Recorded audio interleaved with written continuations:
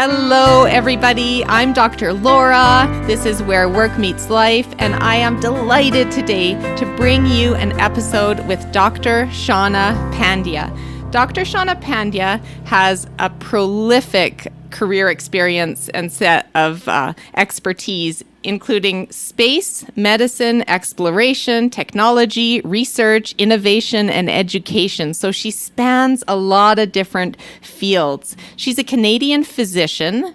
She's a scientist-astronaut candidate with the International Institute for Aeronautical Sciences. Wow, that was a mouthful for me. She's an aquanaut, which is really interesting, and we're going to learn more what an aquanaut is. She's also a speaker like me, but that's where our commonality ends. She's a martial artist, not like me, an advanced diver, a skydiver, a pilot in training. She's also, in her spare time, just kidding, VP of Immersive Medicine with Luxsonic Technologies, and an associate fellow of the Aerospace Medicine Association, and a fellow of the Explorers Club. She holds degrees in neuroscience, as well as a master's degree in space studies, and an MD from the University of Alberta. So I'm so proud to call you a fellow Albertan. She's also very entrepreneurial, which you will learn about. Some of her claims to fame: testing a commercial spacesuit, the first one in zero gravity in 2015. She was also a commander in 2020 during the tour of the Mars Desert Research Station. And in 2022, she found herself in Poland and the Ukraine due to her extreme medicine training, helping those refugees displaced and hurt by this terrible war. So just those are a few highlights here. She was chosen as one of the 50 explorers changing the world. How magnificent is that? And I'm certain that I've left things out. Dr. Pandya, anything else that you want to share with us about who you are? Honestly, I think that was a pretty good introduction. I'm really thrilled to be here and really thrilled to have a conversation with you today. Wonderful. So the title of this episode, we're going to talk about From Sea to Space, the quest to help humanity survive and thrive, which is quite a lofty goal, but I can't think of a more inspiring, talented, and high energy person to seek and achieve this goal, Dr. Pandya. Well, thank you so much. I'll say there's always lots of caffeine involved, so I think that's where some of the energy comes from. Okay, because you do have some secrets to share, I am sure. But tell us what led you to focus your career on the combination of medicine, space, as well as sea exploration, and what an aquanaut involves.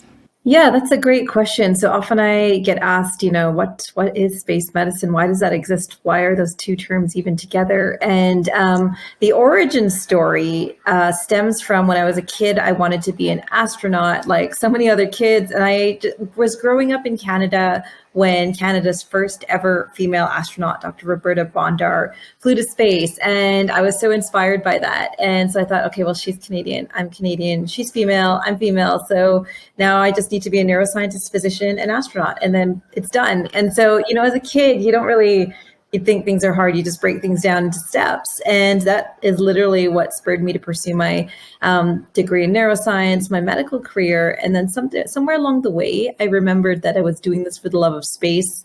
I applied to a master's degree at the International Space University in Strasbourg, France. And that really was the best possible decision I could have made. That's where I really learned that people do make space medicine as a career.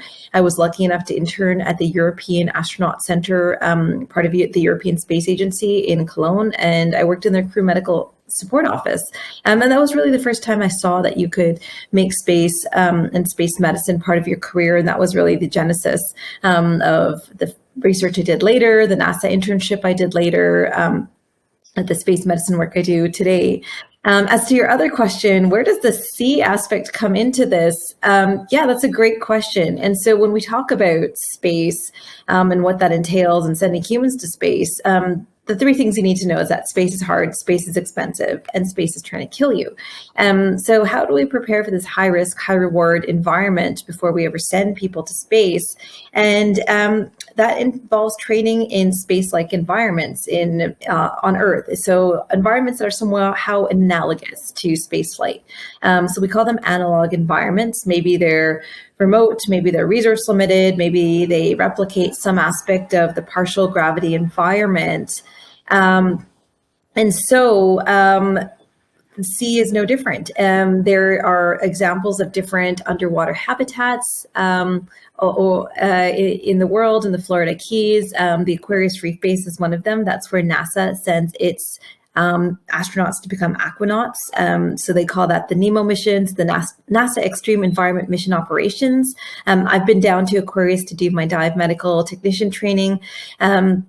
And then I got my aquanaut designation at the Jules Undersea Lodge, which is just 13 miles down from the Aquarius Reef Base. It's 20 feet of depth, whereas Aquarius is 60 feet of depth. And then the whole question about what is an aquanaut anyways, it's basically someone who has been breathing the ambient air pressure. So whatever the air pressure is at the depth you are for 24 hours, you're considered to be in saturation. That's what an aquanaut is. I've been lucky enough to do one aquanaut mission in 2019, and we can talk about what that entails more. And I'm lucky enough to be doing a reprisal of this mission in about 2 weeks' time. Wow. So what is the record for living underwater, and what is your own personal record, Dr. Pandya? Yeah, so the current record is about 75 days. And what's really exciting is the commander of my previous mission. So we were part of the Neptune mission. Everything in Space and Exploration is an acronym. Neptune is no different. Neptune stands for Nautical Experiments in Physiology, Technology, and Underwater Exploration. That's a mouthful, which is why we just say Neptune. And so we were there for 5 days. So that's my personal record. And my commander, who is a seasoned Navy Special Operations dive commander, pretty much lives in the water, is happiest in the water. He's actually down at the Jules Undersea Lodge right now, breaking the world record, 75 days-ish, as I said. And he'll be there for a total of 100 days, and we will be rejoining him as a crew just as he crosses the threshold into world record-breaking territory. So we are so excited to be a part of history, be there to support them, and do some really cool science along the way. That's so amazing. So thank you for sharing that. I'm sure that's new to a lot of people to understand how this works. And what you also said was interesting because I do a lot of career work. I run Canada Career Counseling. We're located throughout the country and help people figure out their careers. And, you know, who knows about space medicine when they're a kid? Like, it's so hard to know that there's actually a career path in that. But you put yourself in the situation. You went to France. You figured out the program. You immersed yourself. And that's what I encourage everyone to do, is to experience and expand your reach.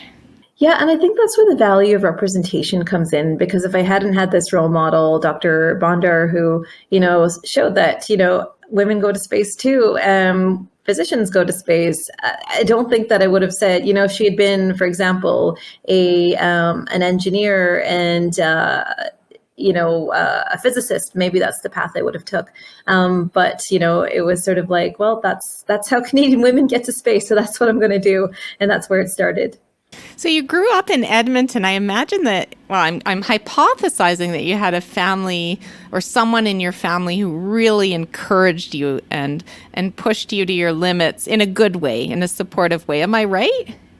I think it's just, yes, I think it's by virtue of being first generation. My parents were immigrants. Well, they still are. They packed up all their things in 2 suitcases in the 80s, moved their entire lives from India and decided to start a family in Canada. They moved to the middle of Brandon, Manitoba, in the middle of winter, minus 35. The weather is not minus 35 in India. So they had a lot to overcome and adjust to. And so they always worked extraordinarily hard. Like, you know, what you grew up with as a kid is your normal. And so for me and my brother, it was just normal to work hard.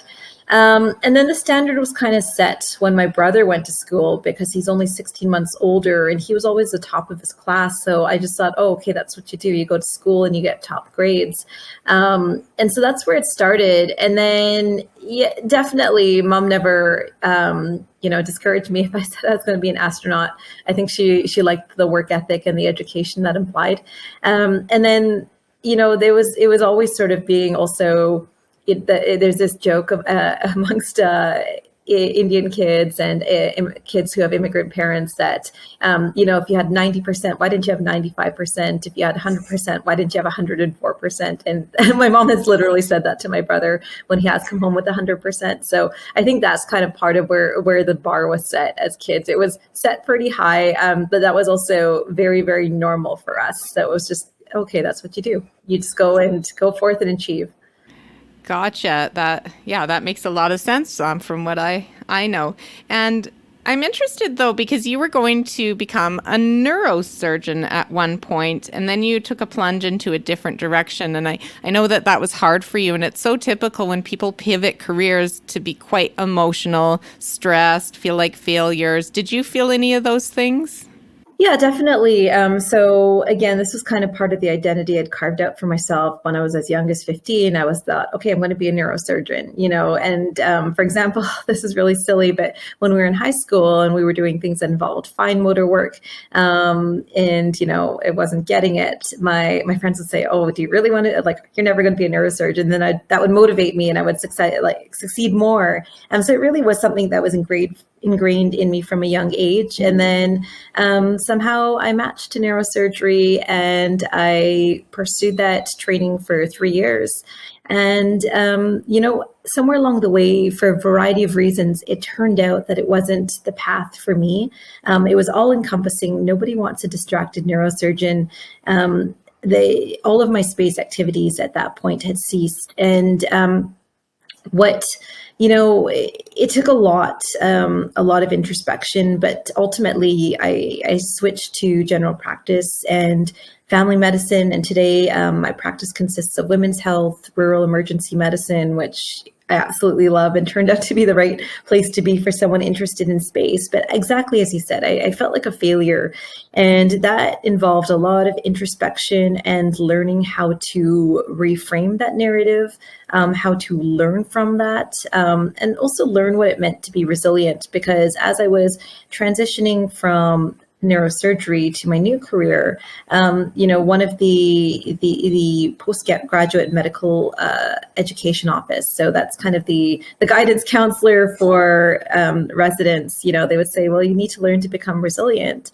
And I thought, well, I don't even know what that means. And so then I started looking into it, and I started learning that there's entire fields of research around resilience, and it's not something that we're born with. It's something that we learn to apply, and there's different models, and we can learn to apply those traits by breaking things down, relying on our social supports, giving ourselves that positive self-talk, preparing ourselves for the best and the worst case scenarios, and just trying to practice those in daily life. Wonderful. And I think this is so good for other people to hear, right? Because you are a superstar, and people often think that superhumans like you don't go through adversity and would never go through feeling like you're a failure. What? You're doing neuroscience and you feel like a failure because you switched to medicine, general medicine instead, because you want to do space exploration. I mean, from the outside looking in, it always looks way different than what is going on in the brain. Would you agree? That is such a good perspective, because, at the time I thought, I would be speaking to the resident's office, and I would say, oh, well, no one wants, someone who's a quitter. No one wants someone who didn't, finish through what they set out to do. I'll never be an astronaut at this rate. They're like, that's your concern? Like, you think that someone's going to say that? And in retrospect, yeah, it is a little bit of, you get hyper focused, and you really definitely, it's not even missing the forest for the trees. It's missing the forest for like one very specific part of bark on one tree. Like, you're just that into it. Wonderful. So I'm sure a lot of people describe you as superhuman and they have a tough time relating to you. So in terms of, wow, I could never do that. But what are your human qualities? What are the values or qualities you're most proud of as a human being? That's a great question. I think stick-to-itiveness, never ever giving up, working really, really, really hard. And then also adapting and overcoming. I think just learning to roll with the punches. Based on one of my missions, I have the nickname of Owl, and based on some of the stuff that we encountered, one of my teammates would say I would be unruffled, which actually I took as a huge compliment. Coming, given his background, he was special forces in the U.S. Army. So it's sort of like, I really took that as a compliment. And then also just having a sense of humor. If you're on a mission with me, you're going to laugh, you're going to have a lot of fun. I pretty much speak many languages, and sarcasm is one of them. And how do you avoid having a massive ego given all your accomplishments? Because you strike me as someone who's really humble. So tell us more about that. Am I right? Well, it's really funny because as you're saying, these words that I find very, very flattering, like superstar and really accomplished. And I'm thinking, but everyone I know in my life is like that. Like, I'm surrounded by the best of the best. Like you look at my Neptune crew, they're engineers, they're expeditionists, they're, like I said, one's a former Navy dive commander, one's a lawyer who is probably an engineer in a separate life. These are all people pushing the limits. Some of my friends have been to space. Some of them are waiting to go to space. And it's sort of like when I see them in action, it's what can I learn from them? And oh my gosh, I'm not doing enough with my life. And so it's sort of like that stuff will keep you humble, and your family and friends will always keep you humble. So definitely it's, I feel like I'm just getting started. So you must have mentors or role models in your life. And you mentioned one of them, the first Canadian female in space, right? Am I correct? Definitely. Any others that have really mentored or, been role models in your development, Dr. Pandya? Yeah, I would say it's maybe a little bit cliche, but it's true. My mom definitely is she is the bastion of, working hard, and doing whatever it takes, and, doing it without complaint. Like she works so hard, even, at this age, and that's always been the case. So it's, that's been definitely something that's been inspirational for me. And just the women I'm surrounded with. I work with so many amazing women in the space sphere in medicine, and they're just so accomplished. They're explorers in their own rights. They're trailblazers, and honestly, just to count them as peers is it's incredible, and it's really fun to do this journey together. And I'm sure many of them feel the same about you. And it's a strong community, it sounds like. Yeah, absolutely. It wasn't always this way. And it's sort of, we find each other and also try to uplift others with us, because women still aren't by anywhere at 50-50 parity in the exploration world, in the space world, in STEM fields. So definitely we find each other, but we also try to make it easier for those who come after us. Wonderful, which brings me to the whole competitive nature of becoming an astronaut. And you are an astronaut candidate. And I want to understand how you deal with the voice that says only a small percent actually get into space. How do you stay resilient and determined on this course? Right. I don't even think about that end goal so much, because at any point there could be something that dissuades you or disqualifies you, because my field is space medicine. I've often said that the path towards becoming a space agency astronaut with the Canadian Space Agency, with NASA, it's littered with the hopes and dreams of medically disqualified candidates. So becoming an astronaut is something of a medical genetic lottery. That's changing a little bit with the rise of commercial space and companies like SpaceX, Virgin, Axiom, Blue Origin. But so realizing, like, the end is not guaranteed, but the journey is so incredible. Like, if you told me as a kid I would get to be part of Mars simulations and get to command these missions and get to live under sea and do really cool science as part of this, and do really cool technology development, and even work with some of these companies, like I do with Luxsonic, or advise some of these companies. That's a pretty cool dream to realize as an adult. And so the journey is just as important as that end goal. That's beautifully put, because so many people don't focus on the journey and celebrate the moments in every day on whatever path they're on, right? They're always living in the future or living in regrets of the past.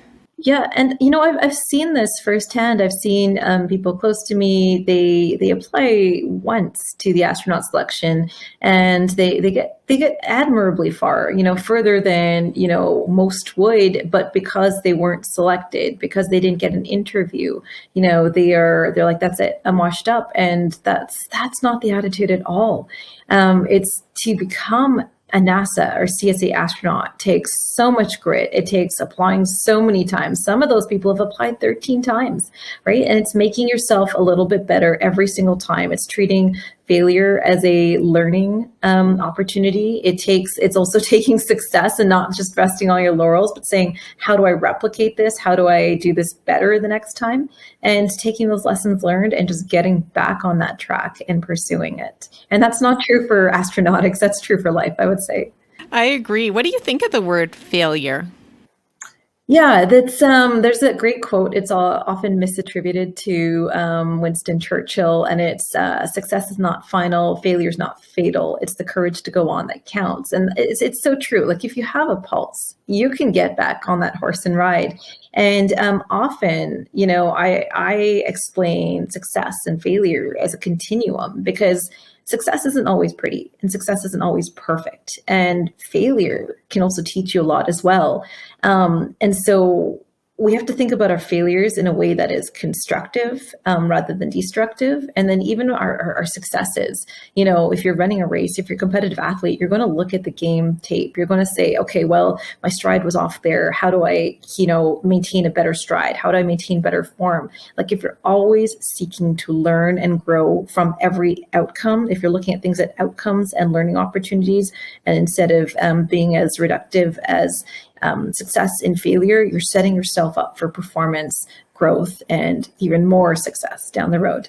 Wow, I can see what an incredible keynoter you are. You're just so inspiring, and I know you speak a lot. Are you speaking a fair bit globally these days? Yeah, 2022 was my first year on the road since the pandemic, and I was lucky enough to give keynotes in I was in Qatar in 2019. I was in Mexico last year. I was in Portugal. I was in Japan. So it was a very mileage heavy year. When I say I sometimes live out of a suitcase, 2022 is a banner year for that. Oh, wow. Well, anyone who's heard you speak is very lucky. I will say that. What have you learned along the way about what makes a strong leader? So you are a leader in certain roles in your life, and you've worked for other leaders, but what goes into being a great leader? Oh gosh, I think that is something that I'm still learning. And I think that every time you work with a team, you're still learning,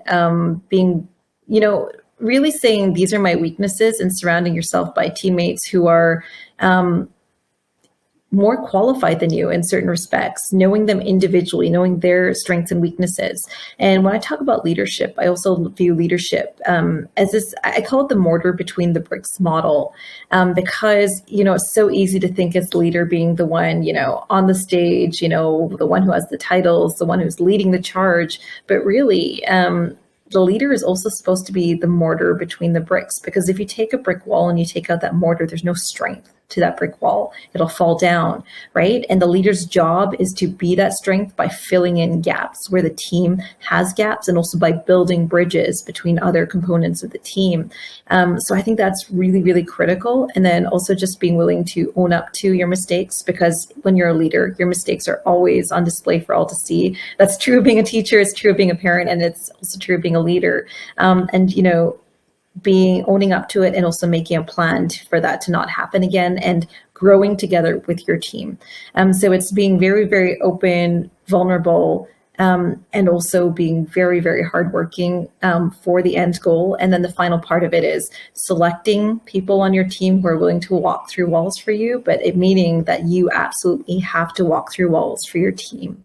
You have to take the time to really care about them and be curious. And I see too many leaders these days as a leadership coach that want to be the bricks themselves. They want to be the ones, the voice. They want to take the credit versus being the mortar. And I think that's unfortunate. Your analogy is perfect. It's about the mortar and supporting the other bricks. Absolutely. Yeah. If you're out there for the glory, if you're out there just to be a brick, it's you're siloing yourself, and you're also letting the team down because you're not serving the need you're there for. Absolutely. Have you ever heard of No Ego by Cy Wakeman?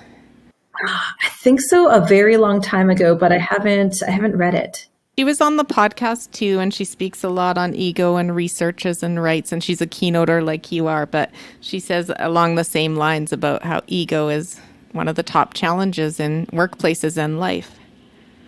Absolutely. Yeah, definitely. There's that can be something to manage, and it's always something that you have to recognize and maybe sidestep from time to time. No kidding. And I think you're doing a great job of that. And it's not easy. It's not easy. So when you think of humanity in general and the challenges facing us as humans and our planet, what do you think are the biggest challenges, and how do you plan to continue to solve those? Oh gosh, that's a great question. There is no shortage of challenges. Everything from overpopulation, climate change, resource scarcity, fresh water, women's rights, LGBTQ rights, minority rights. The uglier part of humanity with human trafficking, and gosh, there's so much to solve. And I think just picking out one piece of that puzzle and using our talents to help either uplift others, to give them voices to solve problems, to use some of our time and resources. I think that's part of it. And so a lot of my work is focused on mentorship. I mentor, I think at last count, with about 6 organizations in the space sphere, informally, space and space medicine. And then just also showing people that they have a voice. I think that's critical, because with that huge laundry list of problems, no single one person is going to solve them. And that's why there's 8 billion of us to help solve those problems. Are you optimistic about humanity's ability to solve these problems? Yeah, you know what? There's this saying in the space sphere. I first heard it from Chris Hadfield, and he always just says, "Work the problem." And so it's just saying, like, keep, if you have a knot, keep working at it from different angles. If you have a problem, keep working at it. Bring in other people until you can gain some traction. And so it's not, where are we going to solve this or not? It's that we have to keep working at it from multiple different approaches and facets. Really, really good. And he's done incredible work, and he must be a role model for you too. Definitely. Yeah. I was lucky enough to meet him when I was doing my internship at NASA. And, that really hammered home for me the value of mentorship, because he would spend time with myself and the other Canadian medical student. He would take us for coffee. He'd answer all our questions. And it's not like the man wasn't busy. Like, he was training to be commander of the International Space Station. Like, he had things to do, but like, he was just so gracious with his time. And you're just thinking to yourself, is this real life? I am a 4th-year medical student. This man has better things to do. But he was just so gracious with his time, and more than that, encouraging. Like, I would, we would talk about career aspirations, and he would say, yeah, there's no reason you can't do all that. Like, he was just awesome. So it really does also hammer home the value of, lifting each other up and having really awesome mentors. I had a client who was mentored by him too, and said the same things. Like, he's just such a special, authentic human being. And I'm sure he'd be so proud to see, and I'm sure he's watching how far you've come since being a 4th-year med student, Dr. Pandya. Yeah, it's very wild to think that the dreams that you had as a kid, as an adult, you could live that and more in ways that exceed your childhood dreams. So it's a pretty good life so far. No kidding, and an interesting life. So I want to know from you one book and one podcast you'd recommend. And if you want to talk about your own podcast, we'd be curious about that too. Yeah, sure. For books, so on the subject of Chris Hadfield, the Astronaut's Guide to Earth is definitely an awesome book. It's not just for the space lovers. It talks about that mindset it takes to succeed, and to be humble and to work the problem. So that was a great one. And podcasts, oh gosh, there's so many out there. For the ones who love space, the NASA podcast, Houston, we have a podcast, is really great. It's informative. It gives a behind the scenes look at various aspects of spaceflight. So that's a really good one. And then, yeah, that would be my recommendations for podcasts. And as for my own, I am lucky enough to be a podcast host with the WEMcast podcast. So that is the World Extreme Medicine podcast. And we, myself and all the other hosts, we are lucky enough to sit down with, medics who are everywhere, who work in space medicine, who work in dive medicine, who work in conflict zone medicine, who have harrowing stories of resilience, of, preparation, planning, fortitude. So it's a really very much a privilege to be able to have someone's time and sit down with them one-on-one and, really go behind the scenes in depth and, hear about their journey. Wonderful. We're going to share that in the show notes, the blog article, etc. So we are really excited to get that out there to more people. And also, you've had some television appearances or documentaries or any of that? Yeah, I've had a few. The first was in about 2017. CBC had this really cool mini-series called We Are Canada, featuring prominent Canadians. So they featured my work with IIAS, or the International Institute for Astronautical Sciences, and some of the spacesuit testing we did out of Ottawa. So that was really cool. And then I've had two shorts through branded content. So I did in 2019, which was the 50th anniversary of the Apollo missions and the Apollo moon landing. Land Rover did this really cool short that came out and was also paired with the Apollo First Steps movie, and it's a little 3-minute short about my work in space, training, medicine, science, exploration. So I'm really proud of that. And then last year with FIGS, the healthcare company, they debuted these colors that were called Space Navy and Mauve, and so they look very like Mars and lunar colors. So they wanted to feature space medicine. So I got to do a little bit of work with them as well, which is really fun. So for anyone who feels like spending a few minutes on YouTube, those are out there. Wonderful. And we'll share those as well in the show notes.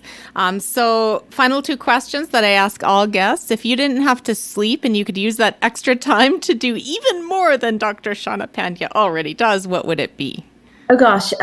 So probably catch up on my to-do list, because that's a very long list. And then one thing I miss a lot these days with my travel schedule is just music, composing, piano, voice. So spending more time on that would be, that's where that extra time would go to. So composing music. So you are missing that in your life, the piano that you do. Yeah, definitely. And from time to time, I'll find, some time at the piano and just revisit some classics or, get back to it. But definitely it's been something that's been a part of my life, something that I love, something that, I've competed in. So definitely music. There's that song by ABBA. They got it right. Thank you for the music. It's so critical.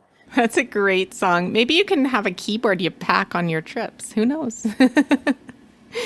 If you could have one wish for a better world, what would it be? Oh gosh, I think more compassion and understanding for each other. I think that's where it starts. We're quite divided these days, but we aren't so different. And for every difference that we find amongst each other, there's also a lot of connections to be made. And starting with that compassion and that hypothesis that, everyone as much as we think we're divided, is also maybe a friend to be made. I think that's a good philosophy to start on. Absolutely beautifully put. Thank you so much for your time today. I feel like we covered a lot of territory. We didn't even get into your other skydiving and becoming a pilot and this and that, but we'll leave that for another time. But I just want to thank you for all you're doing, representing Canada, representing Alberta, and representing women and immigrants. I mean, you've just done an incredible honor, and keep it up. I mean, keep doing your great work with humility and resilience. Well, thank you so much for having me on your wonderful show. And who knows, maybe there'll be a part two. But this was really great, Dr. Laura. I enjoyed my time here. Wonderful. Stay well and stay safe. Thank you for tuning into this episode of Where Work Meets Life. If you enjoyed this content, please rate and review the podcast, as that helps me get it out to more people. Visit my website at drlaura.live and sign up for my monthly e-newsletter full of tips and resources. Please engage with us on social media and check out the podcast summary for links to my psychology practices, Canada Career Counseling, Calgary Career Counseling, and Synthesis Psychology. Stay well.